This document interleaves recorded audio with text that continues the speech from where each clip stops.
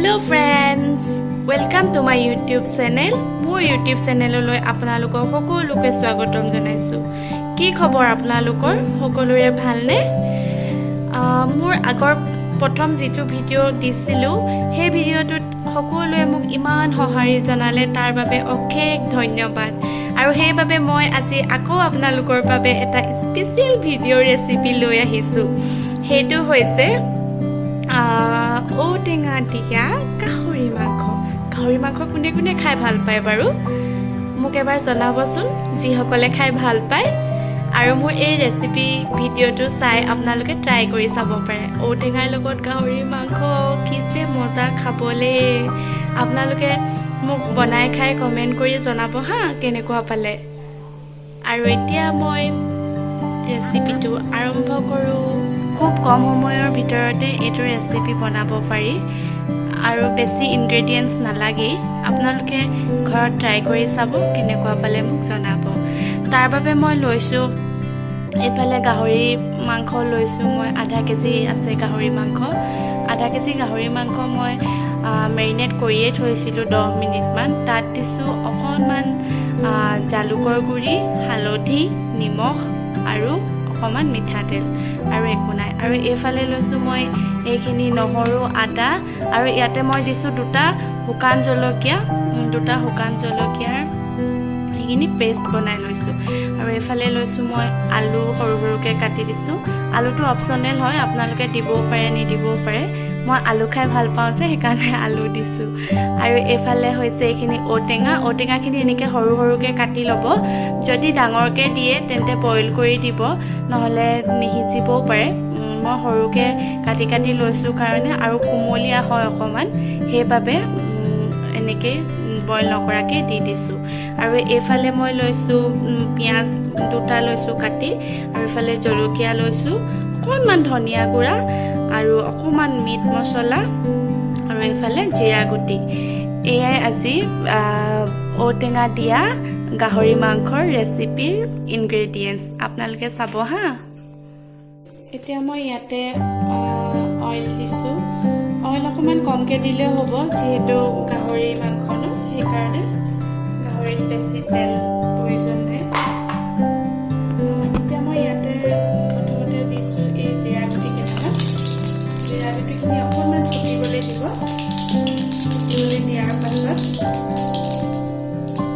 যিখিনি পিঁয়াজ কাটি লৈছিলো হৈ গ'ল জিৰা গুটি ফুটিলে যিখিনি পিঁয়াজ কাটি লৈছিলো সেই পিঁয়াজখিনি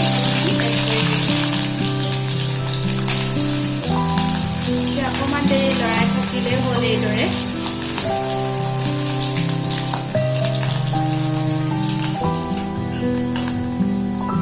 আদা নহৰুৰ পেষ্ট অকণমান এড কৰি দিছো অকণমান পাছত দিম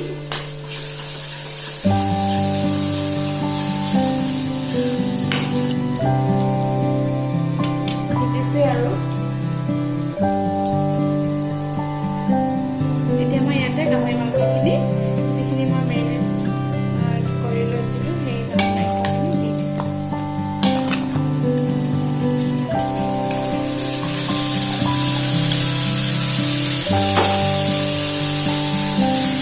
লৰাই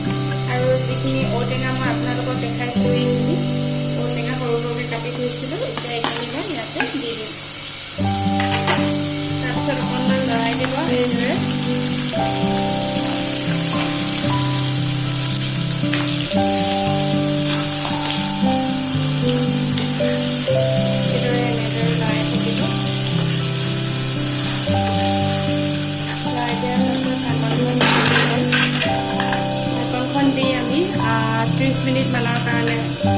সিজিবলৈ দিম 30 মিনিটমান এইদৰে ঢাকি ৰখাৰ পাছত এতিয়া মই চাইছোঁ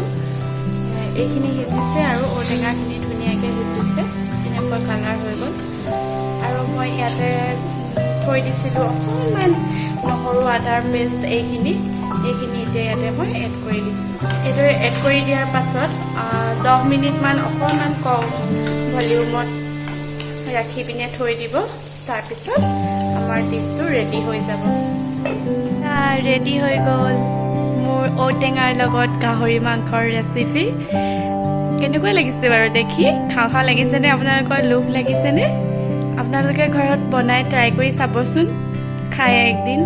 কেনেকুৱা পালে মোক জনাব কমেণ্টত আৰু মোৰ যদি কিবা ভুল ভ্ৰান্তি হয় তেন্তে মোক ক্ষমা কৰি দিব আৰু মই সকলোৰে সুস্বাস্থ্য কামনা কৰিছোঁ আৰু যদি মোৰ ৰেচিপি ভিডিঅ'টো চাই ভাল পালে তেনেহ'লে মোৰ চেনেলটো প্লিজ ছাবস্ক্ৰাইব কৰি দিব লাইক কৰি দিব শ্বেয়াৰ কৰি দিব আৰু কমেণ্ট কৰিবলৈ নাপাহৰিব কিন্তু কেনেকুৱা পালে বনাই খাই মোক জনাব হা থেংক ইউ আজিলৈ আহোঁ বাই বাই